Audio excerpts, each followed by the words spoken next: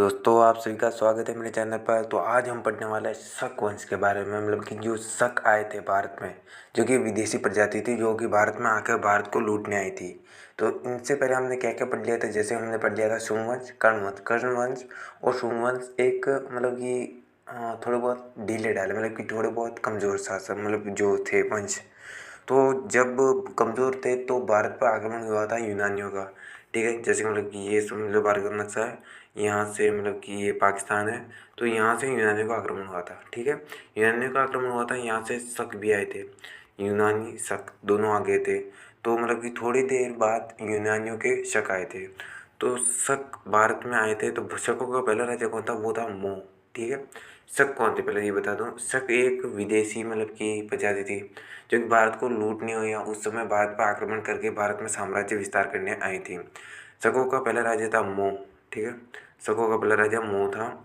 इसकी 5 शाखाएं थी। शकों की इतनी शाखाएं थी, 5 शाखाएं थी। शकों की 5 शाखाएं थी, उसमें से जो मुख्य शाखाएं हैं वो है तक्षशिला, मथुरा और नासिक, उज्जैन वाली। नासिक, उज्जैन और तक्षशिला, मथुरा, ये मतलब कि शकों की सबसे महत्वपूर्ण जो की थी मतलब की शाखाएं थी। तो शक राजा स्वयं को क्या कहते थे? श्रवप्रत। ये सबसे इम्पोर्टेंट प्रश्न है, सबसे इम्पोर्टेंट।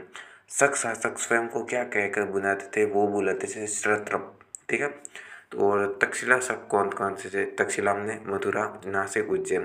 तक्षशिला, मथुरा, नासिक, उज्जैन। तो इसमें से हम प्रसिद्ध प्रसिद्ध शासक पढ़ने वाले हैं। प्रश्न आपका कैसा आ सकता है? आपका प्रश्न आ सकता है जैसे कि तक्षशिला शक, जो कि तक्षशिला है, तो तक्षशिला के प्रसिद्ध शक मतलब कि जो माउस एजेस एजिलिस कौन है? तक त ठीक है, माउस एजेस एजिलिस। तो प्रश्न आ सकता है एजिलिस किस तक्षशिला किस शक शाखा से संबंधित रखता है? वो है तक्षशिला। तो मथुरा से राउजल, जो कि सोडास का पुत्र था। राउजल जो कि सोडास का पुत्र था। नासिक में नहपान, न न नासिक मतलब कि न से याद रखने के लिए नासिक, नहपान। उज्जैन के लिए उज्जैन के लिए रुद्रदमन। रौ में ऊ की मात्रा लग रही है और ऊ। ठीक है, उज्जैन से मतलब कि रुद्रदमन। मथुरा से जो कि राउजल। ठीक है, ये मतलब कि आपको पूरा रट लेना है। ठीक है, यहाँ से प्रश्न इससे ज़्यादा मतलब कि जो मैं पढ़ाता हूँ उससे ज़्यादा आपके एमसीक्यू बाहर से नहीं आएंगे, ये पक्का है। ठीक है, दूसरा देखते हैं। जो एजिलिस था, जो कि हमने पहले पढ़ा था कि एजिलिस कहाँ का था, जो कि था तक्षशिला का। जो कि एजिलिस था, एजिलिस के सिक्कों पर माँ लक्ष्मी का अंकित किया गया था। प्रश्न आ सकता है कि माँ लक्ष्मी का अंकन किस शक शासक के ऊपर था? नहपान, एजिलिस, एजेस, जो कि मतलब कि कोई भी आ सकता है, सोडास या मतलब कि जो भी माउस, तो एजिलिस। ठीक है, रुद्रदमन, जो कि किस से संबंधित था? रुद्रदमन किससे संबंधित था? आप देख सकते हैं, वो था रुद्रदमन उज्जैन से। तो पहले मैं आपको एक बार नहपान का बता दूं। नहपान ने मतलब कि भारत पर बहुत बार आक्रमण किए थे। नहपान की हत्या की थी गौतमीपुत्र सातकर्णी ने, क्योंकि नहपान को मतलब कि युद्ध में हरा दिया था और उसने नहपान की हत्या कर दी थी। नहपान मेरे को लगता है मतलब मेरे को क्या मतलब कि सबसे बड़ा शासक था शकों का, लेकिन शिलालेखों के माध्यम से रुद्रदमन सबसे बड़ा शासक है। रुद्रदमन ने सुदर्शन झील का पुनर्निर्माण कराया। प्रश्न आया था सुदर्शन झील का जीर्णोद्धार या सुदर्शन झील का पुनर्निर्माण किसने कराया? वो कह रहा था रुद्रदमन ने। रुद्रदमन का एक अभिलेख था जो कि था जूनागढ़ अभिलेख। जूनागढ़ अभिलेख किसका अभिलेख था? वो था रुद्रदमन का। और रुद्रदमन ने ही विशुद्ध भाषा संस्कृत में एक अभिलेख लिखा था जिसका नाम था गिरनार।